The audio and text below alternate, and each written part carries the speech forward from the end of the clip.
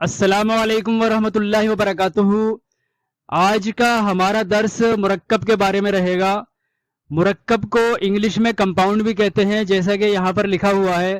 تو پہلے ہم مرکب کی تعریف یعنی اس کی ڈیفینیشن پڑھیں گے۔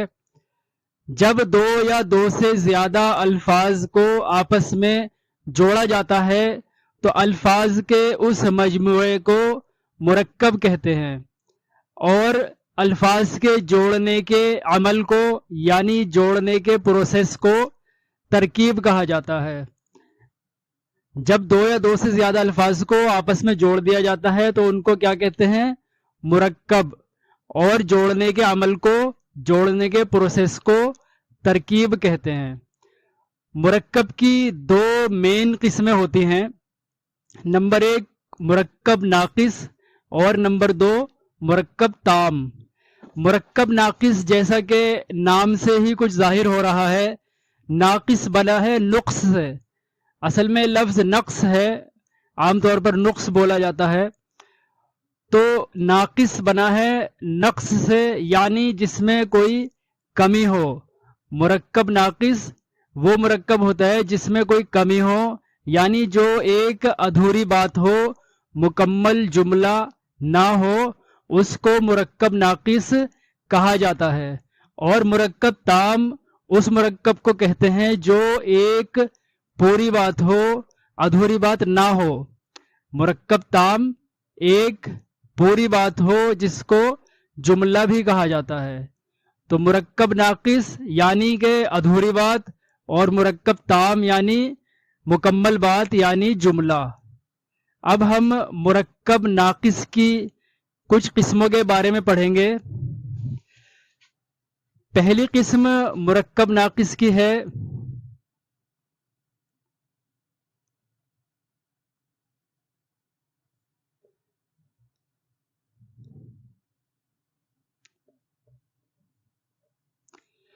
مرکب اشاری۔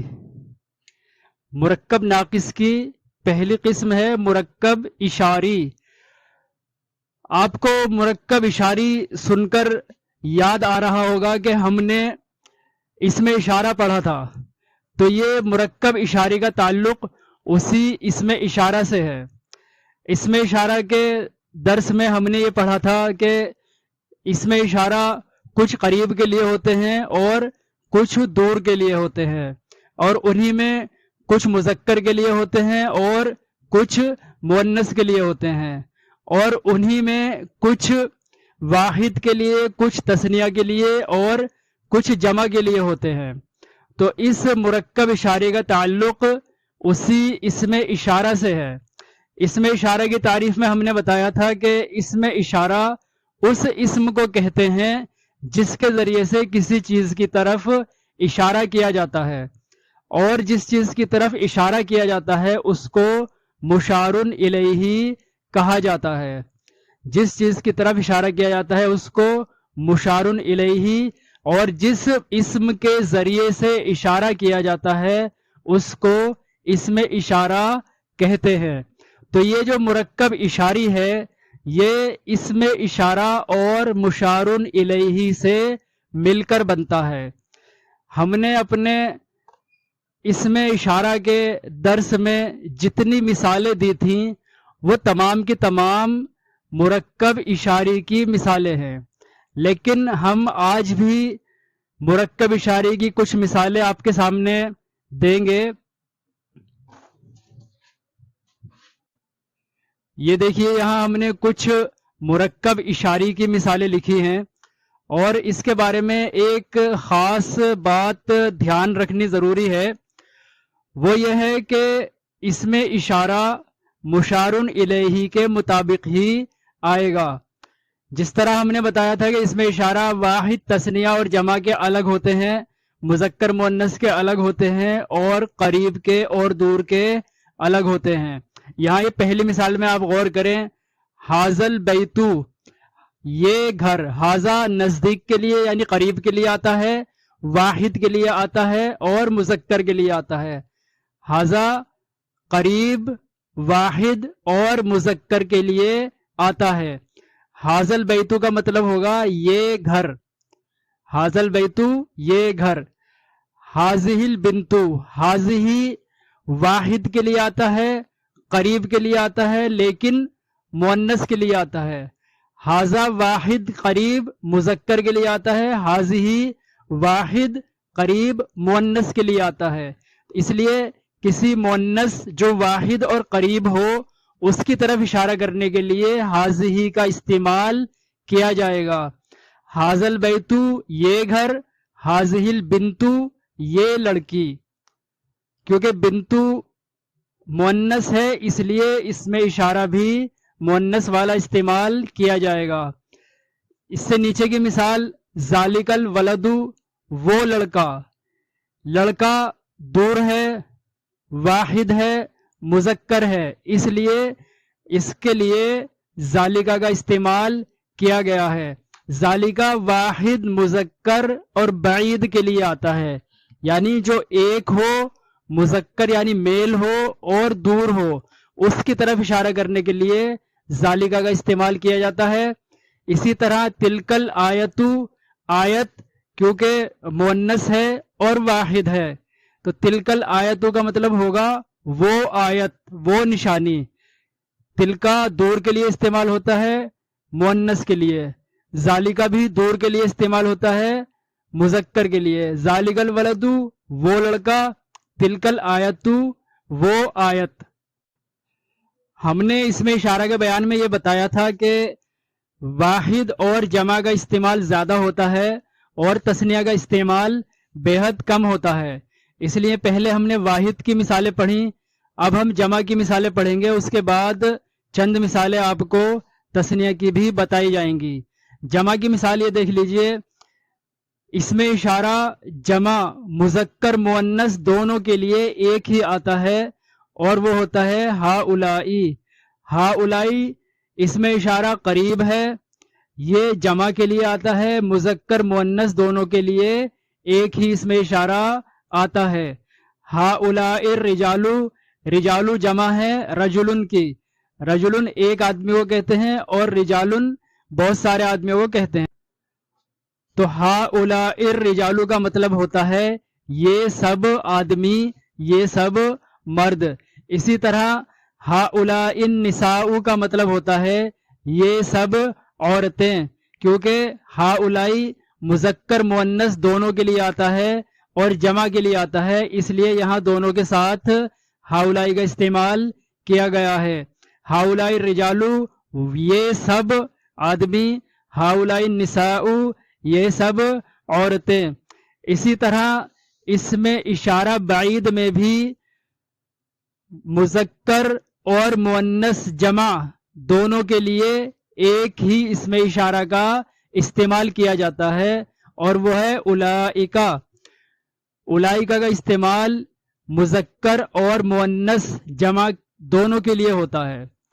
उलाइकल मुस्लिमूना वो सब मुसलमान मर्द, उलाइकल मुस्लिमूना वो सब मुसलमान मर्द।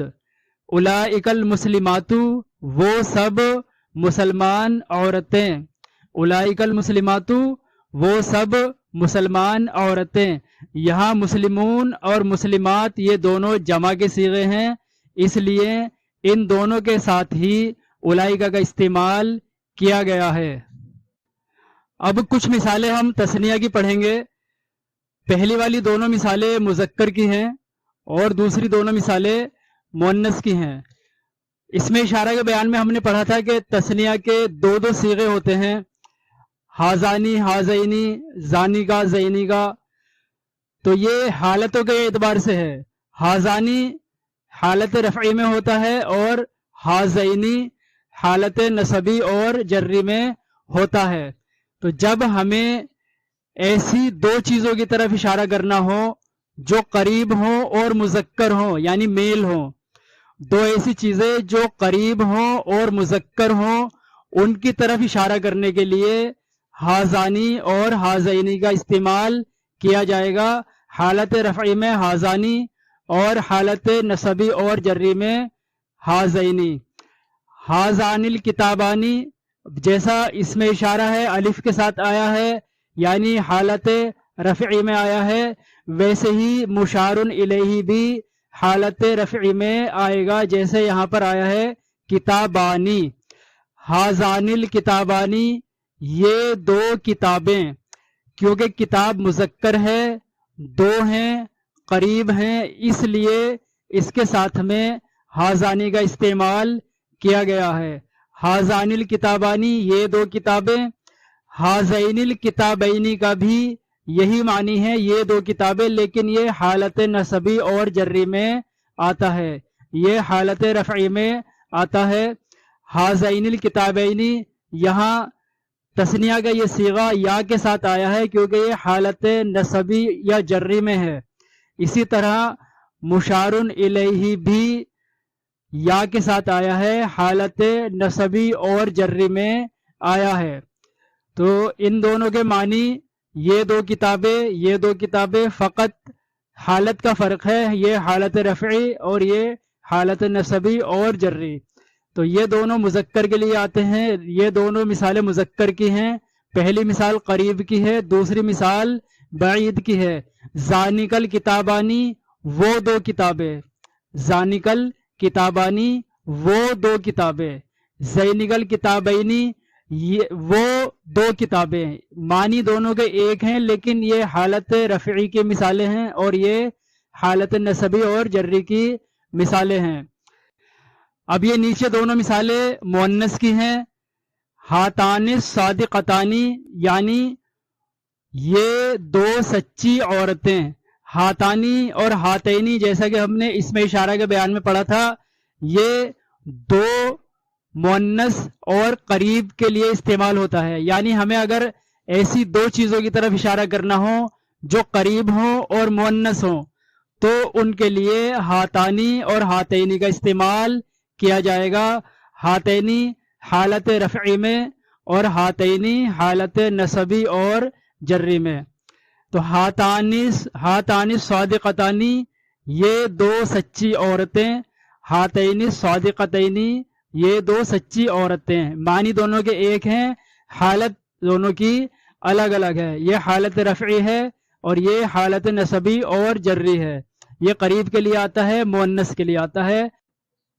اسی طرح یہ نیچے والی مثال یہ بعید کی ہے، مؤنث بعید کی، جمع مؤنث بعید، یعنی اگر ہمیں کسی ایسی چیزوں کی طرف اشارہ کرنا ہو جو دو سے زیادہ ہوں، یعنی جمع ہوں، مؤنث ہوں اور دور ہوں، جو چیزیں دو سے زیادہ ہوں، مؤنث ہوں اور بعید ہوں یعنی دور ہوں، ان کی طرف اشارہ کرنے کے لیے تانیکا اور تینیکا کا استعمال کیا جاتا ہے۔ تانیکا کا استعمال حالت رفعی میں اور تینیکا کا استعمال حالت نصبی اور جری میں کیا جاتا ہے۔ تانیکا صادقتانی، وہ دو سچی عورتیں، تانیکا صادقتانی، وہ دو سچی عورتیں۔ اسی طرح یہاں پر تینیکا صادقتینی، وہ دو سچی عورتیں، معنی دونوں کے ایک ہیں لیکن حالت دونوں کی الگ الگ ہے، یہاں پر یہ حالت رفعی میں ہے اور یہاں پر یہ حالت نصبی اور جری میں ہے۔